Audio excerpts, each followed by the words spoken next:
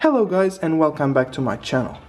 Today I'm making the second video which I promised you about the LiDi L15hw, which will englobe a small modification I did to the quad, the change of the propellers and the change of the engines if they're damaged. This is the only maintenance you need to do on the quad and it is only required once it's damaged. So, the small modification I have done here is, and probably you have already thought about that, this connector which is in here. It's a good connector, the battery, it fits well, it works very good, but there are almost no batteries on the market with this connector.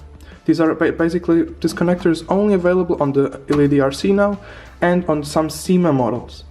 So I thought about, there are so many other batteries on the market, many of them also cheaper, so I thought to me, why not make a modification to also fit the other types of batteries. So not only now I have this connector in, but I have fitted also a small JST connector in here, which I had laying around, and now I can use not only the original battery, but I could also use another JST plug battery.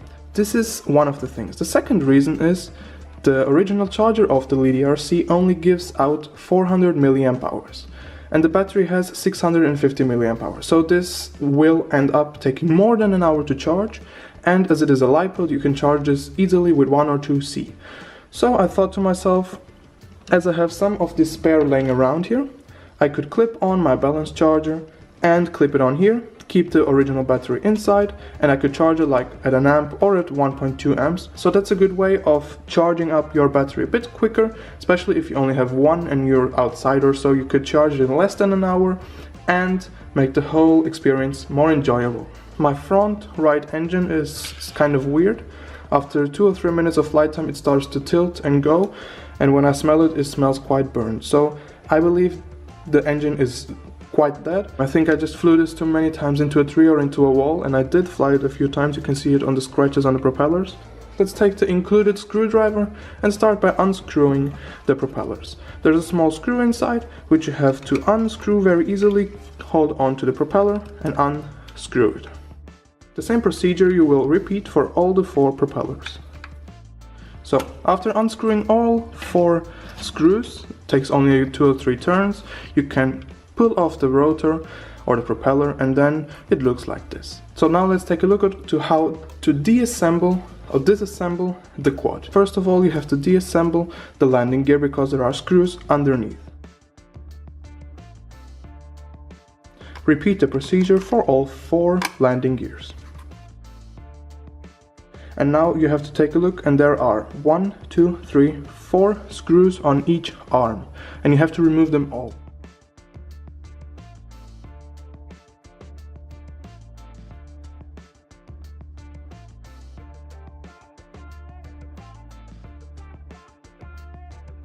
So after getting all screws off, what you basically want to do before you take it off, and just to make sure it is actually quite easy to orientate later because the LiDi RC is pointing to the front, but what I did is on both front sides I marked them slightly with some black marker, so I know exactly how to put them on again very easily.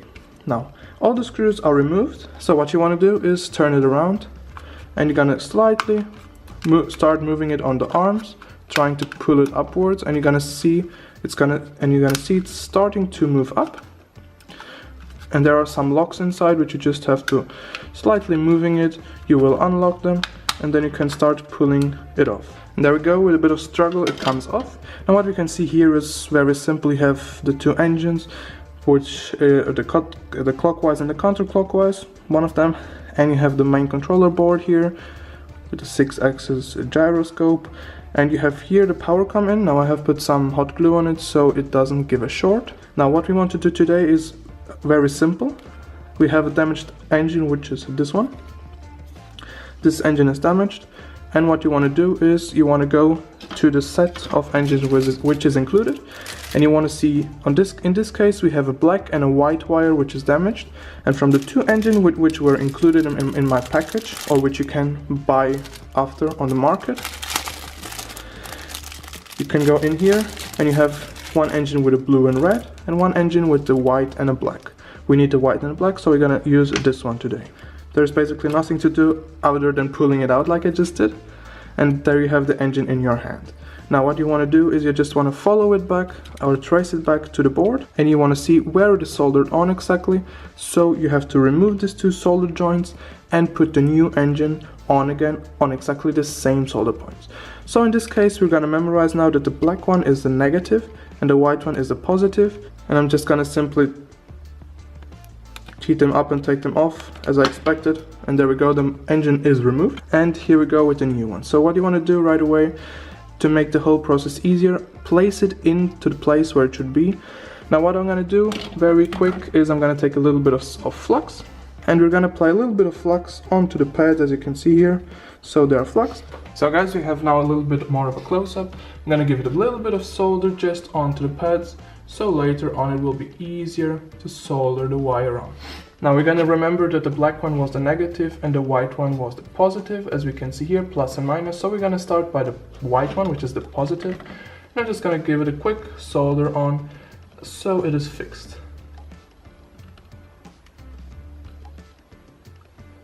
There we go, you don't want any more. Now I'm going to put the black one on. Also very easy and simple. After we re-soldered the new engine on, what I'm gonna do is I'm gonna place the wires somewhere in here, so later they're not in the way and even might get damaged when we put the cover on again. So you just wanna slightly place them inside here. A little bit of hot glue would also help, but we don't need it. Just like this, you can place them down, press them in there, and there you go. Just like on the other side, it's perfectly aligned in there. Turn the copter on. You can see the lights come on. All of them are working. Let me just check again. Alright, that was it. They're working perfectly. Now let's take the battery off and reassemble the whole copter.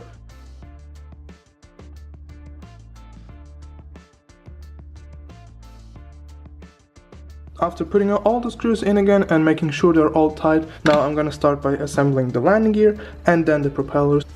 So, the landing gear is on, as you can see, and now we're gonna take a look at the propellers. I'm gonna use the same ones today as they are still good. They're a little dirty, but they're still working, they're in perfect shape. A little scratchy, but that doesn't matter. But if you would change them now with new ones, you would take the new ones out of the bag and you would very carefully make sure you don't lose the screws, because there are also screws in here and they're just flying around the place at the moment. And you take the screws out of here, you place them in the new propellers, and then you mount them on. Let's pretend these are the new propellers. So you take the screw, you place the screw inside the propeller. As you can see here, it indicates to turn this way, like counterclockwise.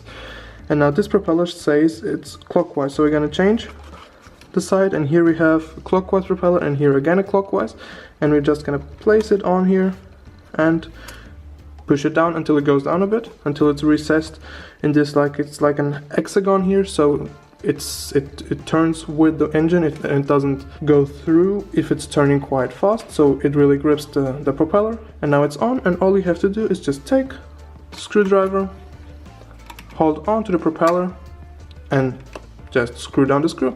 And now let's repeat the sequence with the remaining 3 propellers. Alright, and there we go. The LiDi L15hw reassembled with a new engine inside. And now let's take a look if it works. Let's plug the battery in. Okay, let's go. Okay.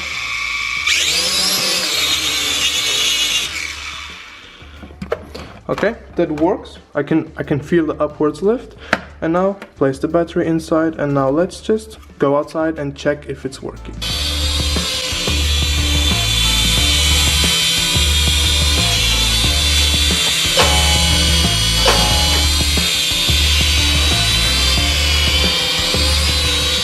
I hope you enjoyed this second video about the LiDi quadcopter. I hope it was helpful to you, and if it was, I would be very happy if you could leave a nice like down there. If you have any questions about where to get the replacement parts, I'm gonna leave some links in the video description, but you could ask them to me in the comments. And if you haven't yet, I would be very happy if you could subscribe to my channel to not lose any of the future videos. Thanks a lot for watching. I'll see you next time.